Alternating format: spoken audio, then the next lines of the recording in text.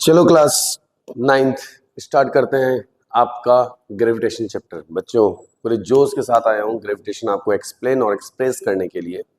मुझे उम्मीद है आप मेरा साथ देंगे और प्रॉपर तरीके से पढ़ेंगे, और अगर कोई दिक्कत हो तो आप मुझे कमेंट के द्वारा या वाया मेल के द्वारा आप मुझे बता सकते हैं। बच्चों यहाँ देखना, ग्रेविटेशन का एक बेसिक नॉलेज मैंने डिस्कस किया हुआ है, ठीक है। ये आना चाहिए सबको। लोग बाग कहते हैं कि कहीं ना कहीं ये जो फंडामेंटल कंसेप्ट हैं, ये जो बेसिक कंसेप्ट्स हैं, ये बच्चों को 9th क्लास में बता के क्या फायदा है। लेकिन 9th क्लास एक ऐसा क्लास है जिसके दम पे पूरा का पूरा सिस्टम बसा हुआ है। जहाँ पे यहाँ पे मैंने बात की, there is a 4 basic fundamental force होता है हमारे पास: strong nuclear force, weak nuclear force, electromagnetic force, gravitational force. मेरे बच्चों 4 बेसिक फंडामेंटल फोर्स होता है, और अकॉर्डिंग टू द रेंज की भी आप अगर मैं बात करता हूँ, रेंज के अनुसार अगर मैं बात करता हूं, तो रेंज के मामले में सबसे वीकेस्ट रेंज किसका माना गया है? ग्रेविटेशनल फोर्स का माना गया है। मेरे बच्चों इस बात को आप ध्यान से समझ ले तो ज्यादा बेटर रहेगा कि कहीं ना कहीं जो सबसे वीकेस्ट फोर्स माना गया है वो ग्रेविटेशनल फोर्स का माना गया है। बाकी फोर्स के बारे में आप हायर क्लासेस पढ़ेंगे, ये भी फैक्ट है। लेकिन जो nuclear force, strong nuclear force से रिलेटेड इलेक्ट्रॉन, प्रोटॉन, मेसॉन्स, पाइons के बीच में जो फोर्स ऑफ अट्रैक्शंस होते हैं बेटा, वो जो फोर्स ऑफ अट्रैक्शंस होते हैं, वो फोर्स ऑफ अट्रैक्शन कहीं ना कहीं न्यूक्लियर फोर्स से रिलेटेड होते हैं। बट जहां पर इलेक्ट्रिक और मैग्नेटिक दोनों फोर्स आ जाता है, तो आपने सुना होगा X rays, radio waves, microwaves, they all are related this. तो मैंने बोला इन चारों में से सबसे स्मॉलेस्ट रेंज, सबसे स्मॉलेस्ट वीकेस्ट रेंज किसका हो गया है? ग्रेविटेशन का। इसलिए हमने यहाँ लिखा है कि ग्रेविटेशन रियलिटी में क्या है? एक तरीके का वीकेस्ट फोर्स है। और उसके बाद फिर मैंने बोला कि किस तरह का फोर्स है, क्या एक बॉडी दूसरे बॉडी को हमेशा अपनी तरफ खींचता ही है क्या? तो इस पर मैं थोड़ा सा चर्चा करना चाहूंगा। लोग कहते हैं कि कहीं ना कहीं हेवियर मास हमेशा लाइटर मास को खींचता है। तो मेरा एक सवाल है जनता से, मेरा एक सवाल है उन बच्चों से जो बच्चे टीचर से सवाल नहीं करते हैं, बहुत गलत बात है। आप उल्टा एक सवाल क्यों नहीं पूछते हो कि सर अगर ऐसा है तो बुक ऐसा क्यों लिखता है, कि यहाँ पर ग्रेविटेशन कहीं ना कहीं न्यूटन के थर्ड लॉ पर बेस्ड है। और न्यूटन का थर्ड लॉ तो बोलता है एक्शन है तो रिएक्शन है भाई, एक्शन है तो रिएक्शन है, ये बात तो जानते हैं अपन। तो कहीं ना कहीं ये छोटा बॉडी भी तो कुछ फोर्स लगा रहा होगा सर, कि तो इसमें भी मास है ना भाई। तो जो छोटा बॉडी होता है बेटा, वो भी कहीं ना कुछ मास लगा रहा होता है। इसलिए यहाँ पे न्यूटन का थर्ड लॉ एप्लीकेबल हो रहा होता है। तो अगर तुम्हें कोई कहता है कि सिर्फ हेवियर मास बॉडी ही लाइटर मास बॉडी को अपनी तरफ खींचता है, तो गलत कहता है। लाइटर मास बॉडी भी कहीं ना कहीं हेवियर मास को अपनी तरफ खींचता है। इसलिए यहाँ पे एक्शन रिएक्शन के कारण से न्यूटन का थर्ड लॉ एप्लीकेबल होता है, जो कि तुम हायर क्लास में भी पढ़ोगे। So I mention here in gravitation is totally based on Newton third law. और बेटा ये अक्सर एक्ट होता है हेवियर मास बॉडी पर। ग्रेविटेशन एक्ट होता है हेवियर मास बॉडी पर। ये नहीं कह रहा हूं कि लाइटर मास बॉडी कहीं ना कहीं ग्रेविटेशन पर एक्ट नहीं होता। Understood sir. ये लाइटर मास और हेवियर मास कैसे डिस्टिंग्विश करें? सुनिए मेरी बात को मेरे बच्चों। जिस पार्टिकल को आप देख पाते हो, वो पार्टिकल कहीं ना कहीं रियलिटी में उसका मास ज्यादा है, ठीक है। वैसे पार्टिकल को हम लोग क्लासिकल फिजिक्स में मैक्रो पार्टिकल्स कहते हैं, ठीक है। तो आप पूरे क्लास 9th में जो फिजिक्स पढ़ रहे हो रियलिटी में, वो क्लासिकल फिजिक्स है। अंडरस्टूड। तो क्लासिकल फिजिक्स के अंतर्गत मैक्रो पार्टिकल्स होता है। इसलिए हम लोग कहते हैं gravitation is always act on a heavier mass body. Okay sir. इन सब बातों को ध्यान में रखते हुए एक बात ध्यान में रखिएगा, that mass of the earth इतना होता है। कितना होता है सर? 6 × 10⁻24 kg। ये बहुत ज्यादा हो गया भाई साहब। इसलिए लोग बात ध्यान से सुनिएगा, इसलिए लोग बागों को कहीं ना कहीं मास ऑफ अर्थ अपनी तरफ खींच लेता है, क्योंकि इसका मास कुछ ज्यादा ही है। 10⁻24 kg बहुत ज्यादा होता है बॉस। और ये जो है, ये बॉडी एक लाइटर बॉडी है। लाइटर बॉडी का मास मैक्स टू मैक्स कितना होगा? 60 kg होगा।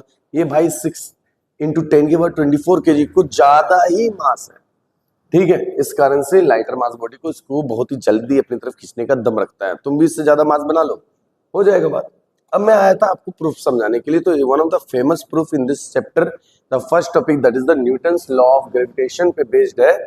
तो इसको ध्यान से समझिएगा। न्यूटन कहता है कि 2 बॉडी है, ठीक है। 2 बॉडी है। जैसे अगर मैं बोलूं, अगर मैं जैसे जनरली अगर मैं रिप्रेजेंट करूं कि मान लीजिए ये 2 बॉडी है, एक बॉडी ये मेरे हाथ में, दूसरा बॉडी ये हाथ में।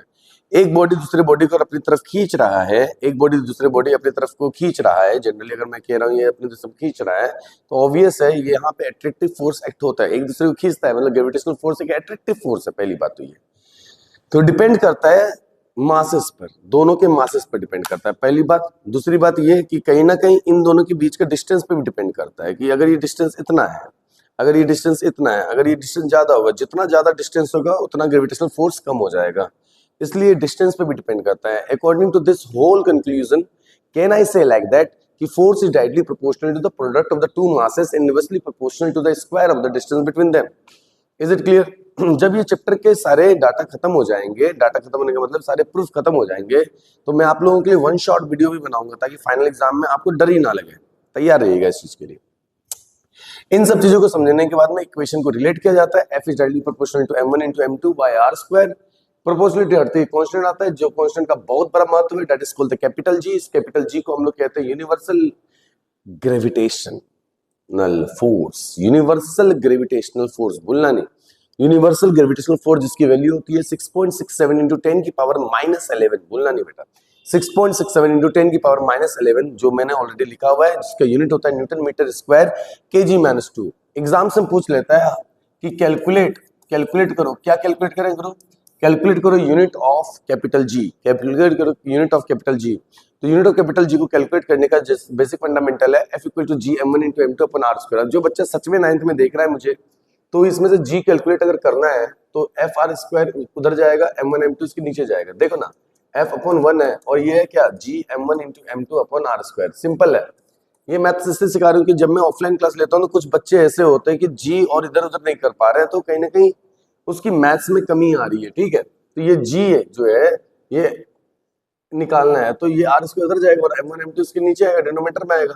जैसे डिनोमिनेटर में आएगा तो m1 into m2 नीचे आ जाएगा, एफ आर स्क्वायर मल्टीप्लाई हो जाएगा, जी इक्वल्स टू क्या हो जाएगा, F R square upon m1 into m2। और फोर्स का यूनिट क्या होता है, newton metre square upon kg square. ठीक है, इसको सॉल्व करोगे, G equals newton metre square kg-2। This is the important proof for you all, इसको ध्यान में रखिएगा। अगला प्रूफ और एक समझा देता हूं मैं आपको, अगला प्रूफ एक और समझा देता हूं, क्योंकि ग्रेविटेशन में ये दो इंपॉर्टेंट प्रूफ है, इन दोनों में से एक ना एक क्वेश्चन बनता ही है, एग्जाम में टीचर पूछेगा ही। हैफेल्डी में, हैफेल्डी के पॉइंट ऑफ व्यू के हिसाब से अगर मैं बोलूं, एक और इंपॉर्टेंट प्रूफ है बच्चे, that is a relationship between the small G and the capital G. Small G और कैपिटल जी का बहुत ही बेहतरीन रिलेशन है जिसको आपको पढ़ना है। स्मॉल जी को क्या कहते हैं, acceleration due to gravity. Acceleration due to gravity, acceleration due to gravity की वैल्यू होती है G equals to 9.8। Capital G को मैंने अभी समझाया ग्रेविटेशनल कांस्टेंट होता है, अंडरस्टूड।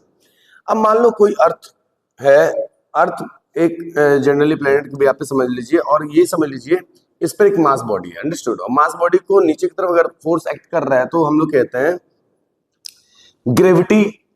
हर एक प्लेनेट के पास अपनी ग्रेविटी होती है, तो उस ग्रेविटी के साथ उसे वो नीचे खींचता है, तो कितना एक्सेलरेशन होगा, जी। ठीक है, इतना एक्सेलरेशन के साथ वो नीचे खींचता है, तो एक चेंज हो जाता है किसमें, जी में, एक कन्वर्टेड टू द जी। तो जो एफ इक्वल्स टू एम है ना, वो एक इसमें कन्वर्ट हो जाएगा जी में। पहला इक्वेशन एक तैयार कर लो। दूसरी बात, अगर मैं यही बात पूछूं कि यही मास बॉडी है और कैपिटल मास बॉडी किसका है, अर्थ का। ठीक है, इन दोनों के बीच का डिस्टेंस r मान लो। अगर मैं यहाँ पूछूं कि अभी जस्ट समझाया ना प्रूफ कि इन दोनों के बीच में फोर्स कितना होता है, F इक्वल्स टू क्या होगा, जी m1 into m2 upon r square, वही लगाया m into r स्क्वायर। दोनों को कंपेयर किया, कंपेयर करने के बाद इक्वेशन को रिलेट करना स्टार्ट किया, इसमें से m से m कैंसिल किया, स्मॉल g इक्वल्स टू हो गया gm upon r square, small g equals to gm upon r square. This is the very important question in the next lecture. मैं पूरा ज्ञान बांटूंगा कि स्मॉल g के बारे में, स्मॉल g होता क्या है, ठीक है, और पूरे कथा ही सुनाऊंगा। लेकिन स्मॉल जी हमेशा याद रखना है, सिर्फ मास पे डिपेंड नहीं करता, ये डिपेंड करता है पोजीशन टू पोजीशन। मैं बच्चों को बहुत मजे से ये सब चीजें समझाता हूँ कि स्मॉल जी की ये छोटी मोटी कहानी जो है, हम लोग लेक्चर में पढ़ते हैं कि स्टोरी जब पढ़ते हैं तो इसमें पढ़ते हैं कि सरफेस पे स्मॉल जी सबसे ज्यादा होता है, ये एल्टीट्यूड पे ज्यादा होता है, ये डेप्थ पे ज्यादा होता है। ये सब बातें भी आपको मैं सिखाऊंगा in the next class. Till then thank you and have a nice day. आज का वीडियो थोड़ा सा बड़ा बना, लेकिन अगर आप नोट्स बनाओगे तो मजा आ जाएगा बेटा। Thank you class.